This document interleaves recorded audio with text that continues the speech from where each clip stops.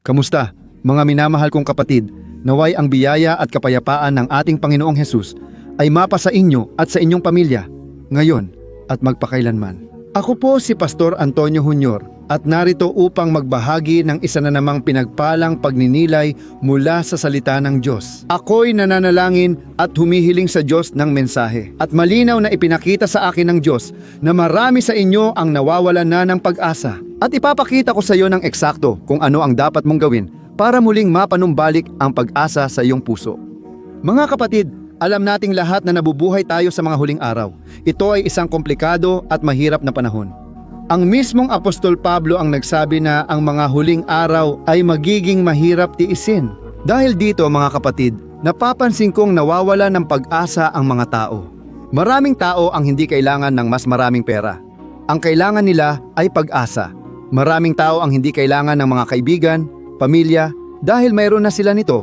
Pero ang kulang sa kanila ay pag-asa, at ang pag-asa, hindi lang ito tungkol sa buhay ngayon, kundi sa pag-asa ng walang hanggang buhay.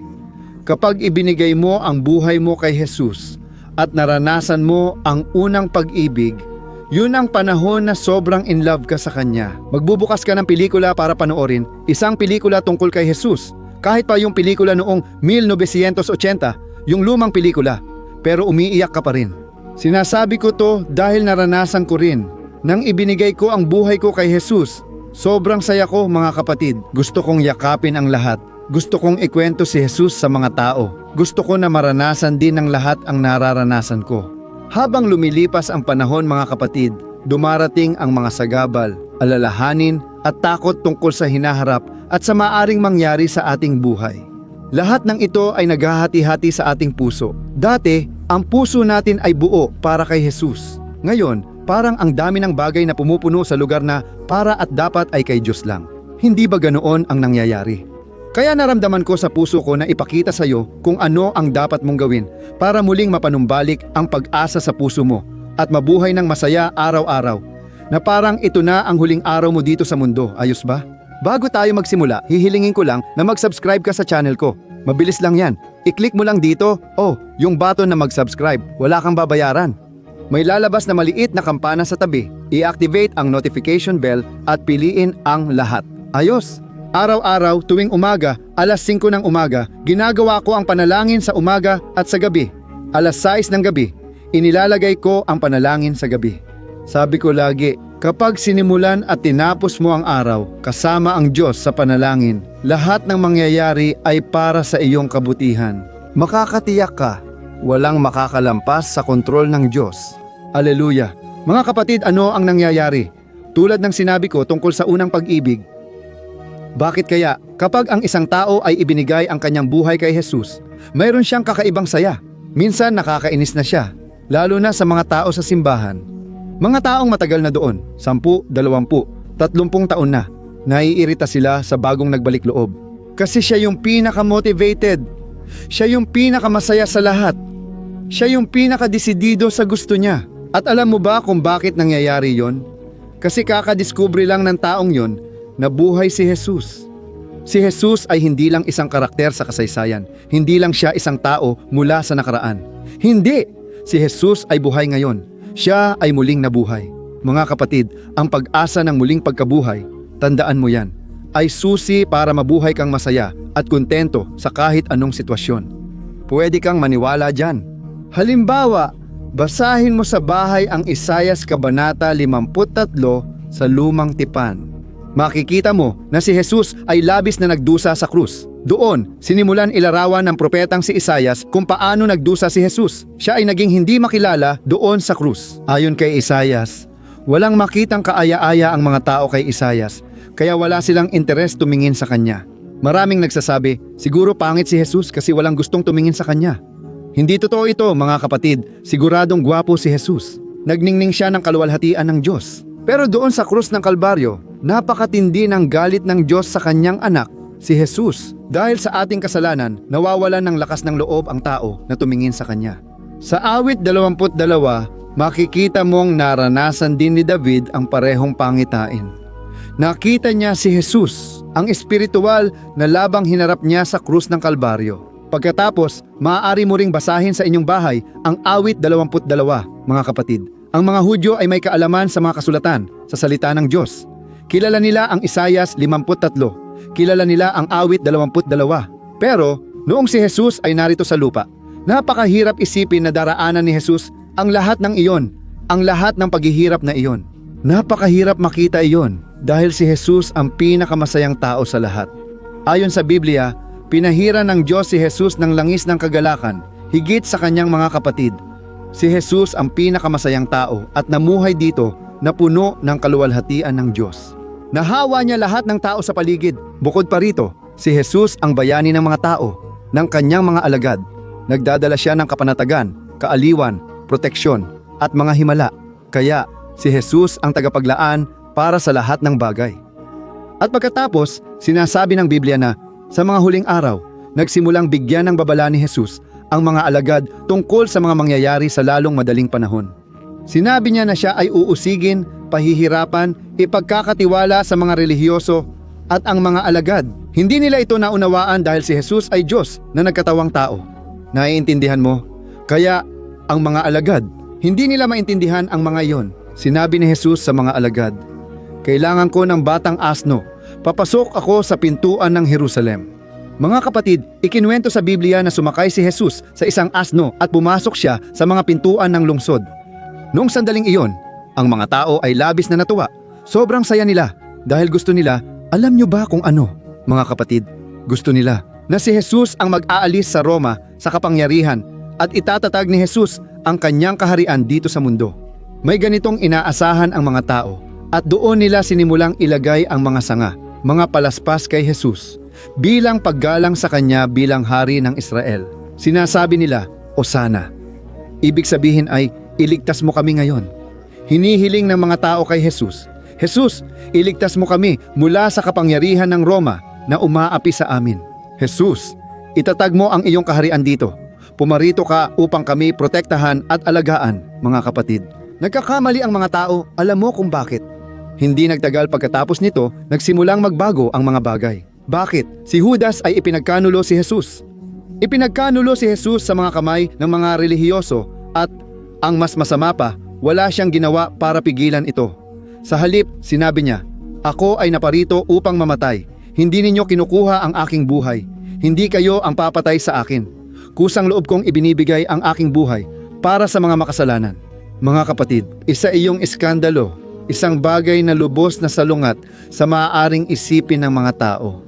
Kahit na maaaring alam nila ang mga kasulatan, ang mga sinulat sa lumang tipan, hindi pa rin iyon pumapasok sa isipan at puso ng mga tao. At tunay na nagdusa si Jesus sa krus, tahimik na parang isang kordero na dinadala sa katayan. At ang mga tao ay umiiyak lang at nagiging desperado. Bakit?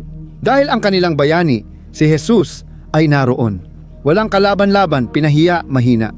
At iyon ay parang katapusan, hindi lang para kay Jesus, kundi para sa lahat ng tao sa Israel. Dahil gusto nila na si Jesus ang maging tunay na hari, ang siyang magtatanggol sa kanila.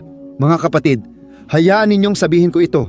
Ikinuwento ko ang lahat ng ito para maintindihan mo ang isang bagay. Madalas, umaasa tayo sa Diyos ng isang bagay na hindi niya gagawin. Naglalagay tayo ng inaasahan at maaaring wala talagang ganong plano ang Diyos para sa atin. Ayon sa Biblia, mas mataas ang mga daan ng Panginoon kaysa atin. Gaya ng mga ulap na mas mataas kaysa sa lupa, ganoon din ang mga daan ng Diyos. Sino ang nakakaintindi sa gawa ng Diyos, mga kapatid? Nakakasilip lang tayo ng kaunti sa ipinapakita niya sa atin. Pero kung ayaw ipahayag ng Diyos, hinding-hindi natin malalaman kung ano ang gagawin niya. Baka nasa disyerto ka ngayon, dumadaan sa mahirap na yugto ng buhay mo, at ang tanging kailangan mong gawin ay magtiwala sa pag-ibig ng Diyos, sa plano niya para sa buhay mo. Amen? Huwag mong piliting maintindihan ang lahat, mababaliwala ka lang niyan. Dahil hindi natin kayang malaman, mga kapatid, kung ano ang mangyayari sa loob ng isang minuto, lalo na kung ano ang mangyayari sa ating kinabukasan, sa mga darating na araw. Kaya, kailangan nating magtiwala sa Diyos. Mga kapatid, babasahin ko ang isang talata para maintindihan ninyo kung gaano ang mga tao noong panahon ni Jesus ay lubos na nawawalan ng pag-asa, walang pag-asa, at pagkatapos nilang malaman na si Jesus ay muling nabuhay, alam nyo ba kung ano ang nangyari? Ang mga disipulo na dati ay matatakutin, duwag, mahihina, bigla na lang gumawa sila ng revolusyon sa mundo at nagsimulang mangaral kahit saan na may tapang. Hindi pinilit ng Diyos na maging ganoon sila. Ito ay natural lang. Kung manonood ka ng pelikulang tinatawag na Resurrection, napanood ko na ang pelikulang ito ng mga 3 beses. Mga kapatid, mahal ko ang pelikulang ito dahil kamangha-mangha ang reaksyon ng mga tao at disipulo matapos malaman na muling nabuhay si Jesus. Naaalala ko noong nagbagong loob ako, araw-araw kong hinihiling sa Diyos na panibaguhin ang pag-asa ng muling pagkabuhay sa loob ko. Amen? Kaya babasahin ko para sa iyo ang isang bahagi na nasa Lucas, Kabanata 24, mula talata 13 hanggang talata 21. Pagkatapos, mananalangin tayo. Gusto kong ipanalangin ang iyong buhay upang ang Diyos ay ibalik sa iyo ang kagalakan at higit sa lahat ang pag-asa. Amen?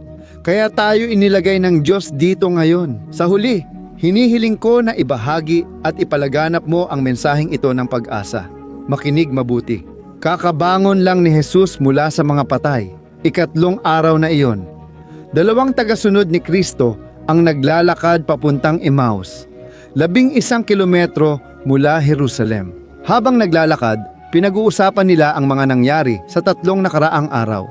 Habang nagtatalo sila, lumapit si Jesus at naglakad kasama nila, ngunit hindi nila siya nakilala. Tinanong ni Jesus, tungkol saan ang mainit ninyong pinag-uusapan habang naglalakad? Huminto sila na malungkot ang mga muka at sinabi ng isa, ikaw na lang ata ang hindi nakakaalam ng mga nangyari sa Jerusalem nitong mga araw. At tinanong ni Jesus, anong mga bagay? At sinabi nila, ang mga nangyari kay Jesus ng Nazaret. Isa siyang propeta na makapangyarihan sa salita at gawa sa harap ng Diyos at sa harap ng lahat ng tao. Ngunit ibinigay siya ng mga pinunong relihiyoso para hatulan ng kamatayan at ipinako sa krus. Umasa kami na siya ang magliligtas sa Israel. Tingnan ninyo mga kapatid, na nakakatuwa. Dito ay tinutukoy ang 2 lalaki na mga alagad ni Jesus at sila ay naglalakad sa daan patungong Emmaus hanggang sa nagpakita sa kanila si Jesus. Tingnan mo, nakakatuwa ito. Namamangha ako sa Biblia dahil nagpakita si Jesus noong labis silang malungkot at nawawala ng pag-asa. At nagsimulang magtanong si Jesus, tungkol saan ang pinag-uusapan ninyo? Ano ang mga bagay na inyong pinagtatalunan? Sabi nila, di mo ba alam ang nangyayari? Si Jesus ng Nazaret ay isang makapangyarihang tao, isang propeta, isang tao ng Diyos. Pero ngayon, ipinako siya sa krus ng mga pinununo ng relihiyon at umaasa kami noon na siya ang magliligtas sa Israel. Mga kapatid, ayon sa Biblia, labis silang nalungkot noon habang naglalakad si Jesus sa kanyang daraanan. Ngunit sabi ng mga lalaki, dito ka muna, maghahapunan tayo. Kaya't umupo si Jesus para kumain kasama nila. Nang hinati ni Jesus ang tinapay, nabuksan ang mata ng 2 alagad at nakita nila na si Jesus pala iyon at sa sandaling iyon, biglang nawala si Jesus sa harapan nila. Kaya nag-usap silang dalawa. Napansin mo bang kasama natin si Jesus habang naglalakad pero di natin siya nakilala? Pero yung mga sinabi niya, nag-aalab sa puso natin. Di ba? Mga kapatid, ganito. Kapag kasama natin si Jesus, nag-aalab sa pagmamahal ang puso natin. Kaya lang, madalas, masyado tayong nakatutok sa mga pangyayari. Sa planong hindi natuloy, sa proyektong hindi umusad. Alam mo yon, sa dasal na hindi sinagot, na nawawalan ka ng pag-asa at nalulungkot ka. Nawawala na ang motibasyon mo para magpatuloy. Nung nagpakita si Jesus at nabuksan ang mata nila, alam mo ba ang nangyari? Tumakbo sila at agad ibinalita ito sa ibang disipulo. Sa oras ding iyon, sinabi ng iba pang disipulo, alam naming tunay na nabuhay muli si Jesus dahil nagpakita siya kay Pedro at sa iba pa. Kaya, mga kapatid, sa sandaling iyon, muling sumiko ang saya, muling namayani sa kanilang mga puso at mula noon, hindi na ito nawala. Kailangang madama ng puso mo ang kasiyahang ito. Kailangan mong alisin ang iyong paningin sa mundong ito. Kailangan mong itigil ang pag-iisip na iniwan ka ng Diyos, na hindi sinasagot ang iyong mga dasal. Kailangan mong maniwala sa Diyos at kay Hesukristo. Amen? Hindi ko tinutukoy ang relihiyon, kundi ang ebanghelyo lang, na nagbago ng buhay ko. Akala ko dati mga kapatid, na kailangan kong dumaan sa maraming buhay sa mundo para magpakahusay. Nabalitaan ko na si Jesus ay nagpapatawad ng kasalanan, nagpapagaling ng sugat at nagbibigay ng katiyakan ng kaligtasan at buhay na walang hanggan. Mga kapatid, ibinuhos ko ang aking sarili. Narito ako para sabihin, ito ang kulang sa iyong buhay. Ito yon, magtiwala ka kay Jesus ng muling pagkabuhay. Amen? Ipagdarasal kita ngayon. Naniniwala akong tumimo sa iyo ang mensaheng ito. Isulat mo dito sa mga komento. Pinabago ng Diyos ang pag-asa sa puso ko ngayon. Amen? Narito ako, may langis ng pagpapahid. Gusto kitang pahiran kahit malayo ka. Naniniwala ako na hindi aksidente na nandito ka ngayon. Iuunat ko ang kamay ko at ipagdarasal kita ngayon, pero gusto kong ipikit mo ang mata mo at humiling sa Panginoon. Siyasatin ang puso at alisin ang sakit at hinanakit. Baka ito ang kulang sa iyo. Pakawalan mo na ang kapatawaran ng tuluyan. Magtiwala ka kay Jesus. Kung paanong pinatawad ka niya, patawarin mo rin ang ibang tao. Amen? Kadalasan, hindi nila alam ang ginagawa nila. Bulag sila, kaya kailangan mo silang patawarin. Luwalhati sa Diyos. Manalangin tayo. Gusto kitang ipagdasal sa pangalan ni Jesus. Aleluya.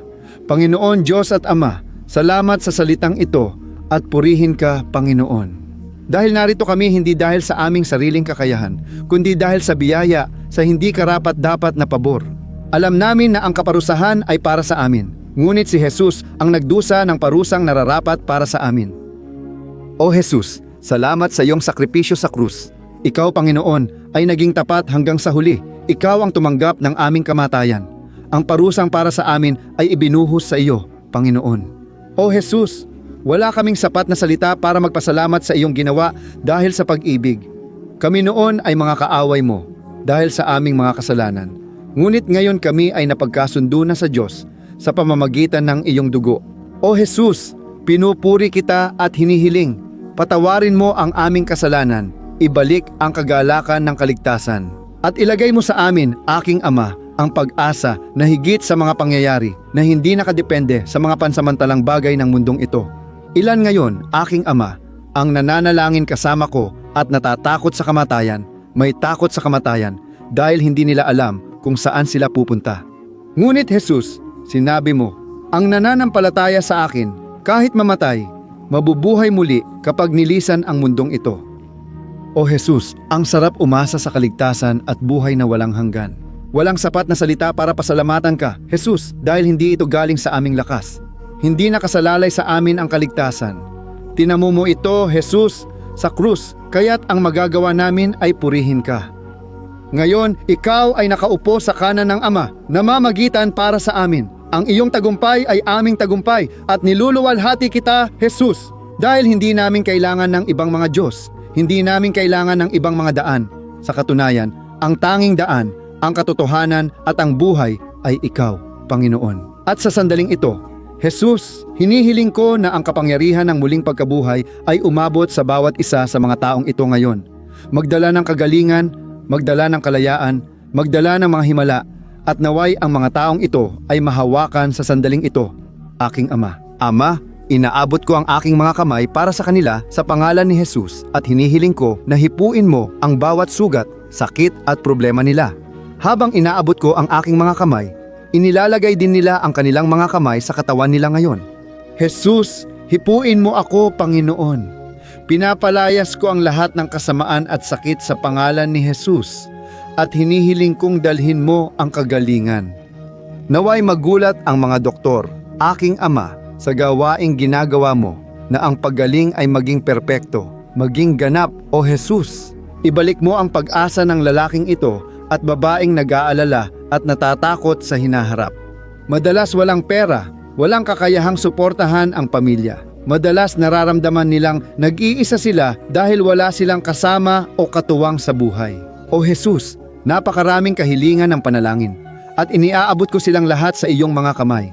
At hinihiling ko sa iyo, pahiran mo ng langis ang bawat isa sa iyong mga anak, Panginoon. At naway ang pagpapahid ay magwasak ng lahat ng pamatok, lahat ng pang-aapi na nagdudulot ng depresyon, kalungkutan at pagdurusa. Naway bumagsak na lahat ito ngayon. At sa iyong pangalan, Panginoon, inaangkin namin ang lahat ng iyong mga pangako. Sa pangalan ni Jesus, ako'y nananalangin at nagpapasalamat na sa iyo. Amen. Luwalhati sa Diyos. Alleluia.